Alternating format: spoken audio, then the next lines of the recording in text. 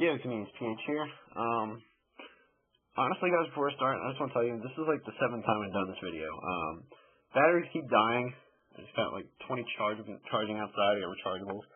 And I can't seem to find batteries. They all say they're full.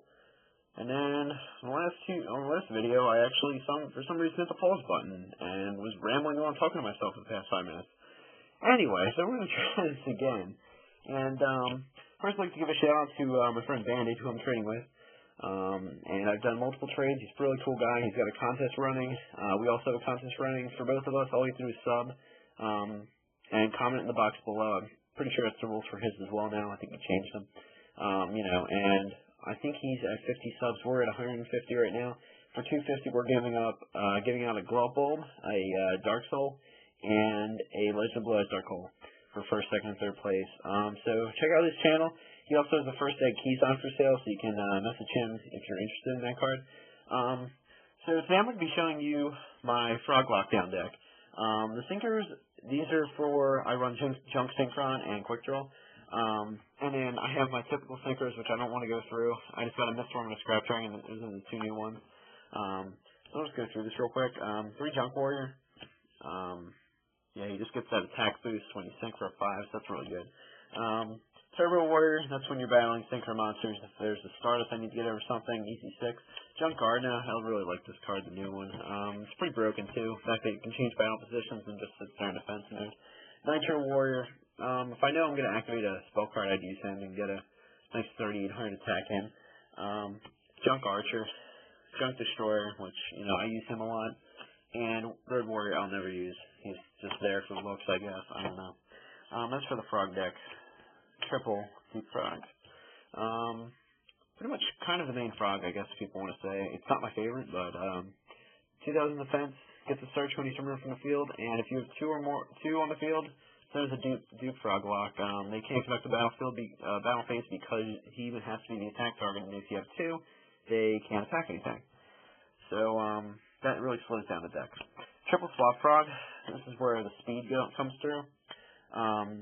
You can discard a card, discard a water to special summon him, and that's one water you can send to the graveyard. And then when he's summoned in any way, you get to send another Aqua type monster, level 2 stars or lower, from your deck to your graveyard. So yeah, and then you can bring one back from your hand. Rodentone, Triple Rodentone. This card is really retarded, and personally my favorite card. Favorite frog. This is pretty much my favorite deck that I like running. So, why does he suck? Well, he's 2000 defense, and you can remove a frog from your graveyard and special summon him at any time. That's what he used to do. He used to stare at that. It's a bitch. You just keep doing it until you have no frogs left in your graveyard. Really like the card. The downfall is it can't be used for sinks, but it can be used for tributes, and you'll see why. I use him especially in here. Why the hell do I have these here? Sorry about that. 3 Flip Frog. This is my preference. He's a Medusa worm for frogs on steroids. Flip him face up. If any frogs are on the field, including himself, you can return monster cards on their side of the field back to their hand, including face downs, which is nice. And he has the ability to flip himself right back down. So, yeah, you get to do it next turn as well. So that really sucks for them. See Treeborn Frog. Run 2, I've been seeing a lot of DD Crows, of course. And surprisingly in this format, I've been running against a lot of zombies at locals. And Book of Life's been fairly popular. And that's usually the #1 target, is to get my Treeborn out of there. So I had to run 2 now.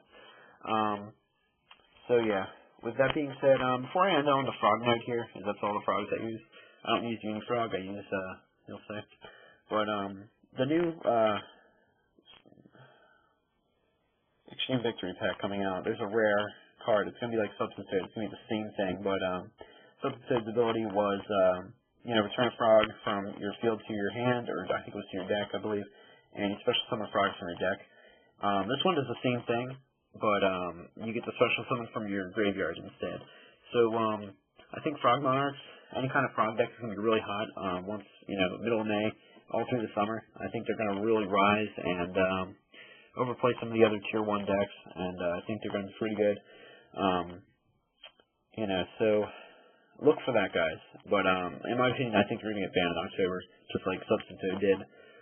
Or at least definitely limited. I don't think they would allow 3 of him because he's really broken. So now we get to the synchros. 3, Junk Synchron. Works really well on the deck. You know, you bring back level 2 or lower, which is pretty much all of my frogs, and you can sync with them. So, and you know, there's your easy 6. You know, it's easy enough. You know, if you take Dupe Frog, who I like to choose, you get a search as well with Dupe. So that's really good.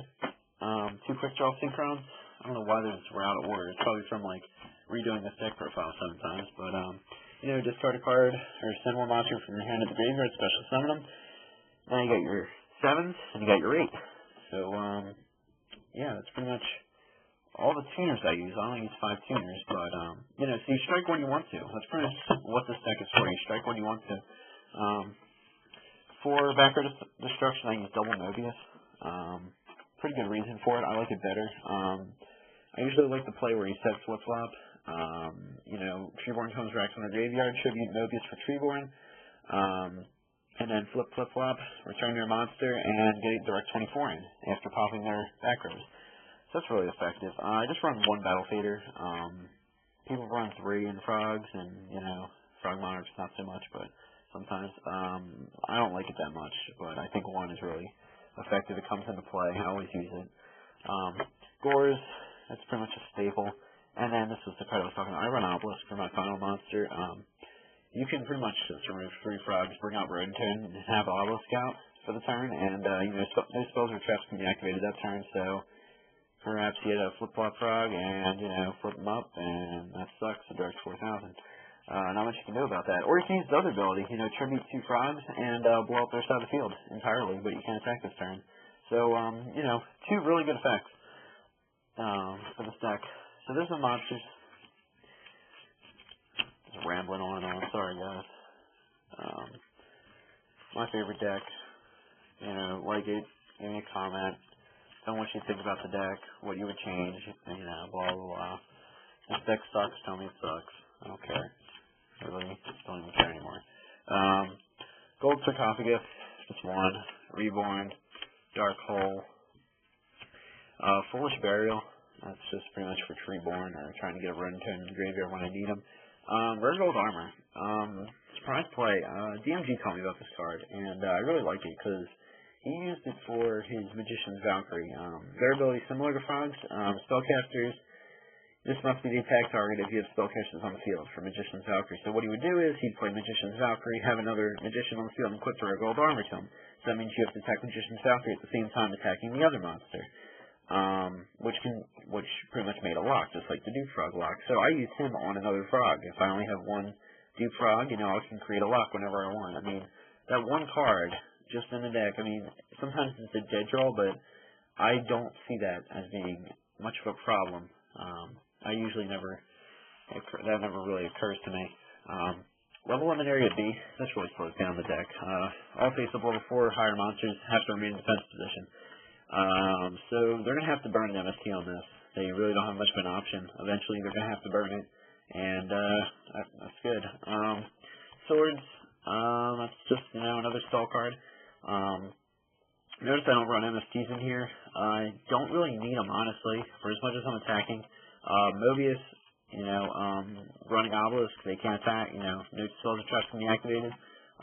You know, I kind of want them to burn their back row, and that's pretty much the idea of this deck, and then strike when you want. So those are the spells. And then for the traps, I run Triple Threatening Roar. These are really good traps, and Threatening Roar is a really good card. You know, you just activate it, and they can't declare an attack this turn. You know, it just sucks. It really gets annoying after a while when they just keep getting T-roared when, you know, you can activate it at the start of the turn. You just have to activate it before the attack. That's the ruling on it. Say you declare an attack and you activate T-roar after it. The attack still goes through, but they can't attack after that. So make sure you activate the card before they get into their battle phase or when you know you're in trouble. That's the idea of this deck. Double Water Art. I love using this card. Just you get to look at your opponent's hand, select 1 and send to the graveyard. All you do is tribute a water. Treeborn Frog is usually a good suspect for that one. Yeah, I think 2 is effective. A lot of people run 3. I don't like that. That's too much. I don't know. So that's my preference again. Gravity Bind, that's just like level in area C, but just know monsters 4 stars or higher can attack. Once again, gotta waste MST on that. Last time I posted this video, people were all like, you shouldn't run both. Yeah, I should. There's 2 MSTs, and, you know, it's easier to get them. A lot of people are running Benevolent Catastrophe, a lot of people are running.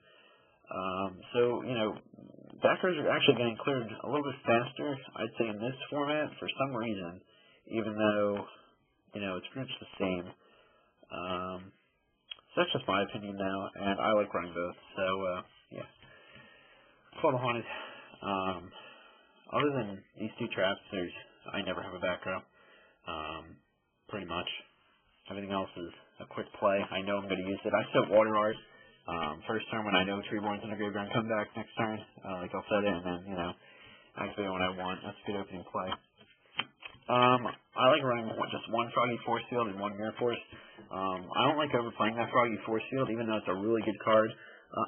I don't like having it sit all the time. I want to have actually a little bit of freedom to keep bringing back Treeborn and keep the plays going. I feel like having 3 in your deck or 2 is just, and Mirror Force is just too much. I only run 1 Froggy. People are like, just take out Mirror Force and run like 2 Froggy Force Fields. Well, not really. It does the same thing, and plus I have to have a Frog on the field. What if I don't? You know, it's just situational stuff. So, guess how much you think about the deck. You know, I like it. It's probably my most favorite deck. Really didn't get any help building it. This is kind of my build, and it's, as you can tell, it's a lot different from other Frog decks. But, you know, tell me what you think, guys. Rate, comment, subscribe, and, yeah, Community Speed, sign out.